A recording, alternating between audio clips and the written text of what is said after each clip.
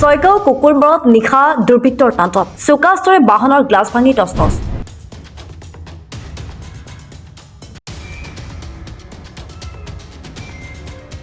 সোণতলীৰ 5জন cricket খেলুৱৈ বিজয়নগৰৰ পৰা বাহনেৰে ঘৰলৈ উভতি অহাৰ সময়তে অভিযোগ অনুসৰি আৰক্ষীৰ সন্মুখত মাৰপিট কৰে দুৰ্বৃত্তৰ দলে আমজাদ খান ছাদ্দাম হুছেইন তাৰিফুল ইছলাম আমিনুল ইছলাম আৰু খলিলুৰ ৰহমান নামৰ যুৱককেইজনক আক্ৰমণ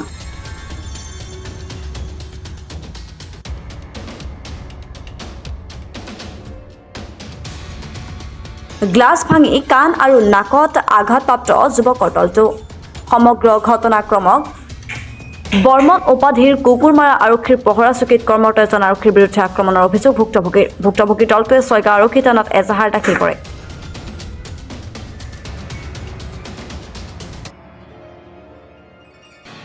পাতিছে ৰাতি আহি থকাৰ সময়ত 3টামান বাজিছিল তেতিয়া আমি বৰটাৰী আছিল না গাঁও বৰটাৰী গাঁও নাপাওঁতে ৰাস্তাটো আমি দেখা পালোঁ যে হঠাৎ মানে ৰাস্তাটো ব্লক হৈ আছে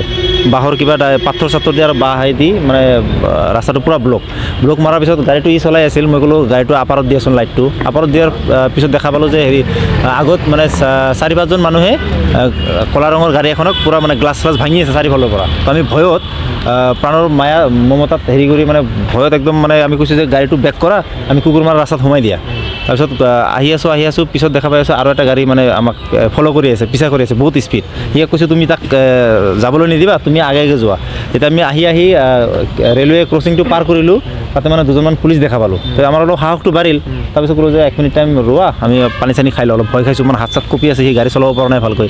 তেনেকৈ আমি ৰখাৰ পিছত এই গাড়ীটো আহিছে আহি কিনে আমাৰ আগত ৰখোৱাৰ পিছত গাড়ীৰ পৰা এজন মানুহ নামিছে চিভিল মানুহ হয় পাব্লিক মানুহ মস্ত ডাঙৰ দা এখন লৈছে দা এখন লৈ কিনে আইনাত ফ্ৰণ্টত মাৰি দিছে আৰু এই ছাইডৰ খিৰিকী এটাত মাৰি দিছে ভাঙি দিছে তো আমি ভয়ত সিয়াক কৈছোঁ যেনেকৈ নহওক গাড়ীটো ছয়গাঁও থানাত সোমাই দে কেনেকৈ ল'বি তই জনাম তই ল আৰু তাৰপিছত সি একদম পূৰা লৈ কেনে ছাইডেদি পূৰা গুচি আহিছে আৰু পিছত চাগে সিহঁতে আমাৰ নাম্বাৰটো ফ'ল' কৰি কিনে নোট কৰি এই পেট্ৰলিং পাৰ্টিটোক দি দিছে যে এইটোৰ কালাৰৰ গাড়ী বা এইটো নাম্বাৰৰ গাড়ীটো গৈ আছে গাড়ীটো ৰখক আপোনালোকে কি কৈছে সিহঁতে জানে আৰু আমি নাজানো কিন্তু আমাক কি কৰিছিল তেতিয়া সহায় কৰিছিল নেকি নহয় মানে কি আমি তেতিয়া মানে গুচি আহি কিনে ইয়াতে আমি থানাত এনেও সোমাই দিমেই বুলি ভাবিছোঁ কিন্তু আমাক পেট্ৰলিং পাৰ্টিটো ছিগনেল দিছে আমি ৰখাৰ পিছত আমাক চাই আছে আৰু গাড়ীটো চাই আছে ডিগি চিগি আমাক চালে বেগ চেক চালে ডিগিত বেড চেট আছে তাৰপিছত তেনেকৈ সেইটো টাইমতে আকৌ সেইটো আমাক গাড়ী যে পিছা কৰি আছিল সেইটো গাড়ীটো আহি ৰখোৱাৰ পিছত ডাইৰেক্ট গাড়ীৰ পৰা নামি কিনে এজনে গাড়ী চলাই আছিল তাক কৈছে এইটোৱে পূৰা মাৰিছে একদম কোনে মাৰিছে এই তাতে যে দা দি আমাক হেৰিটো মাৰি গ্লাছটো ভাঙি দিলে সেইজন মানুহ চিভিল মানুহ ইয়াক মাৰিলে তাৰপিছত আৰু এজনক মাৰিছে ইয়াকো মাৰিছে ইয়াক হাতত মাৰিছে তাৰপিছত ইয়াৰো গ্লাছ লাগি গৈছিল ইয়াতে তেজ ওলাইছিল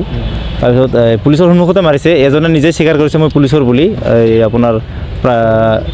কি নাম আছিল তাৰ বৰ্মন নেকি কিবা হেৰি আপোনাৰ এই কুকুৰমাৰা আউটপোষ্টত ডিউটিত আছে তেওঁ এটা চৰ মাৰিছে বৰ্মন বুলি আৰু চিভিল মানুহটোৱে তাক বহুত মাৰিছে চৰি আহিছে খালি কিহৰ কাৰণে আমি এইটো বস্তুটো গম নাপাওঁ আমাক পিছা কৰি আহি মানে তাতেতো আমাক ধৰিব নোৱাৰিলে আমি বেক কৰি পূৰা স্পীড গুচি আহিলোঁ কুকুৰমাৰাত ৰেলৱে ক্ৰচিংটো পাৰ হৈ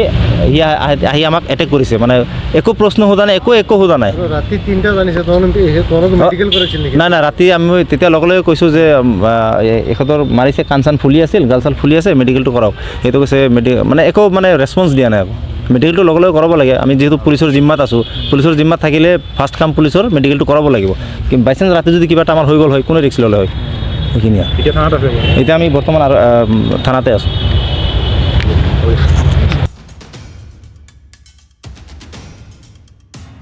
নিউজ ডেস্ক ৰিপৰ্ট প্ৰাতঃ টাইম ডিজিটেল অসমৰ আগশাৰীৰ সংবাদ গোষ্ঠী প্ৰভাতী অসমৰ দ্বাৰা পৰিচালিত থলুৱা ভাষা কৃষ্টি আৰু সত্য বাতৰিৰ আধাৰত প্ৰতিষ্ঠিত খবৰ প্ৰাতঃ টাইমে যোৱা 16 জানুৱাৰী 2025 বৰ্ষত 5ম বছৰত পদাৰ্পণ কৰিলে 5ম বৰ্ষপূৰ্তিৰ বছৰৰ লগত সংগতি ৰাখি নিউজ চেনেলটোৰ কৰ্তৃপক্ষই অহা 2 ফেব্ৰুৱাৰী 2025 দেওবাৰে গুৱাহাটী উজান বজাৰস্থিত কুমাৰ ভাস্কৰ নাট্য মঞ্চৰ মঞ্চত বিগত বছৰসমূহৰ লেখীয়াকৈ এখনি বঁটা বিতৰণী সভাৰ লগতে এক বাৰিৰহণীয়া সাংস্কৃতিক অনুষ্ঠানৰ আয়োজন কৰিছে প্ৰাতঃ টাইম কৰ্তৃপক্ষই এই বেলি জীৱনজোৰা সাধনা বঁটা গ্ৰহণৰ বাবে আমন্ত্ৰণ জনাইছে অৰণ্য মানৱ যাদৱ পায়েং ডাঙৰীয়াক বহুচৰ্চিত লাচিত বৰফুকন ইছমাইল ছিদ্দিক সমন্বয় বঁটা গ্ৰহণৰ বাবে এইবুলি আমন্ত্ৰণ জনাইছে চিৰসেউজ অভিনেত্ৰী চেতনা দাসক আৰু বৰলুইত বঁটাৰ গ্ৰহণৰ বাবে আমন্ত্ৰণ জনাইছে লোক সংস্কৃতিৰ গৱেষক ভুবিন ৰাভা ডাঙৰীয়াক। সংবাদগোষ্ঠীটোৱে 2024-25 বৰ্ষত অসমৰ বিভিন্ন প্ৰান্তত নিজৰ কৰ্মৰাজিৰে সমাজৰ হকে কাম কৰা একাধিক সাংবাদিক, সাহিত্যিক, কণ্ঠশিল্পীক নিষ্ঠা সেৱাবতাৰে সন্মানিত কৰাৰ সমান্তৰালভাৱে